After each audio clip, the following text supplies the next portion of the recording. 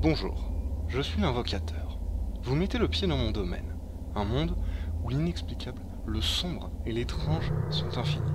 Un monde où, sans guide, vous vous perdrez sans mal dans la folie de toutes ces histoires. Mais heureusement, je suis votre guide. Alors, laissez-moi vous faire visiter mon domaine.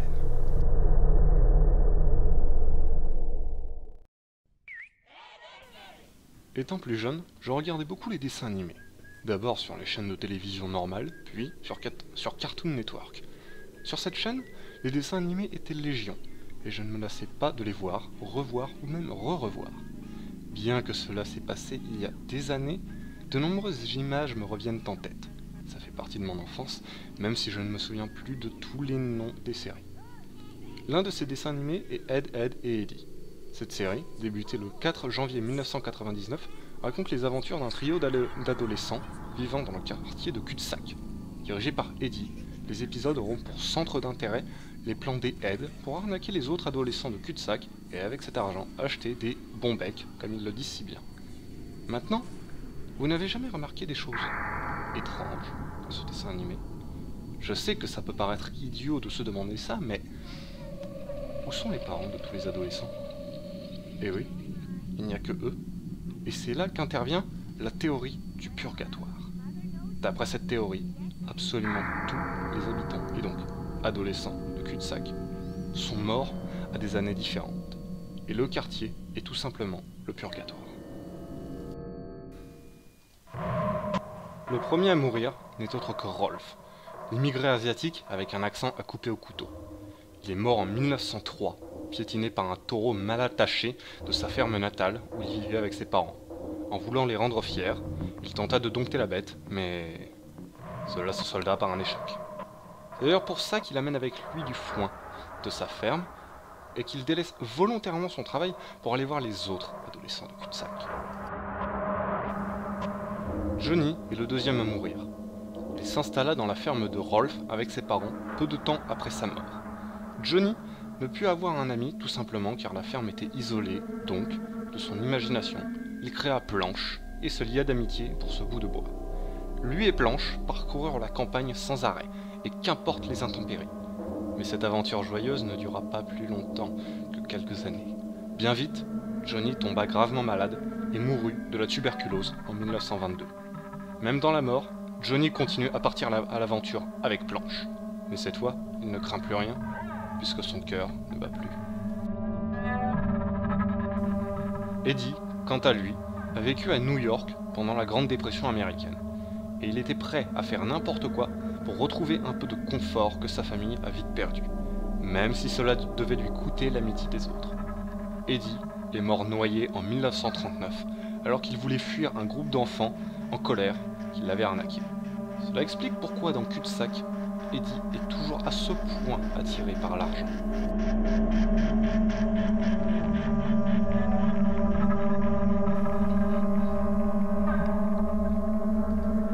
Ed et Sarah furent les suivants, ayant vécu leur enfance pendant le chaos de la Seconde Guerre mondiale. Enfants d'un père GI décédé et d'une mère travailleuse, leurs caractères se sont donc formés assez vite.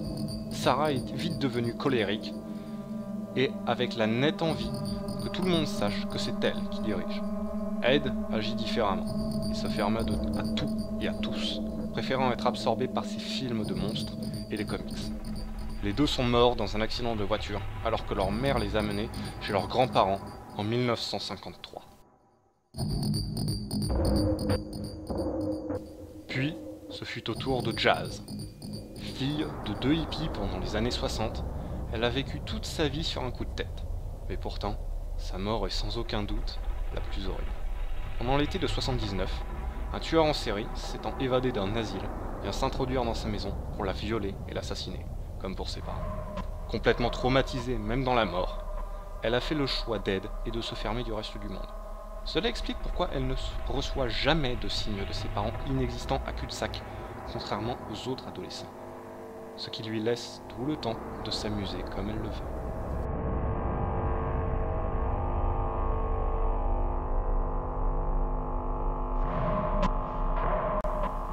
Ed, ou Double D, était le fils de deux grands professionnels, et à cause de ça, absent la plupart du temps de sa vie, Il a donc pu étudier et devenir l'intellect qu'il est, tout en obéissant servilement à toutes les notes laissées par ses parents. Il mourut en 1986, lors d'un accident d'une de ses expériences. Expérience qui réduisit sa maison en morceaux. Même dans la mort, Ed continue toujours à suivre les très nombreuses notes de ses parents inexistants.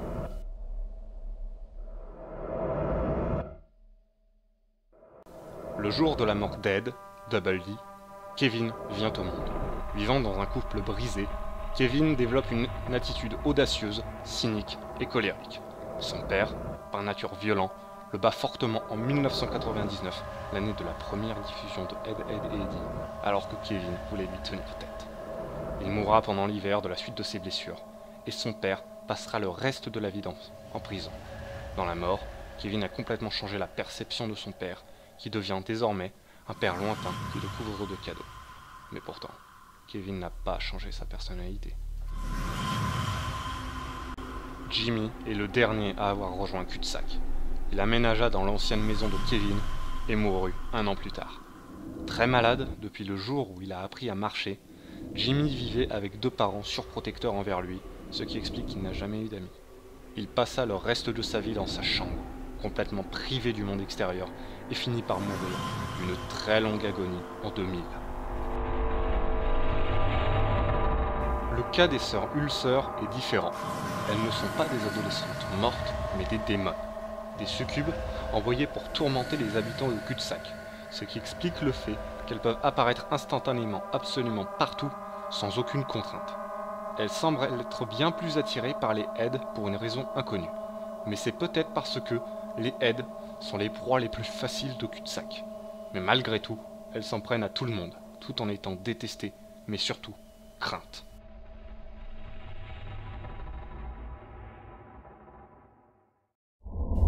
Maintenant, j'espère que cette théorie vous a intéressé.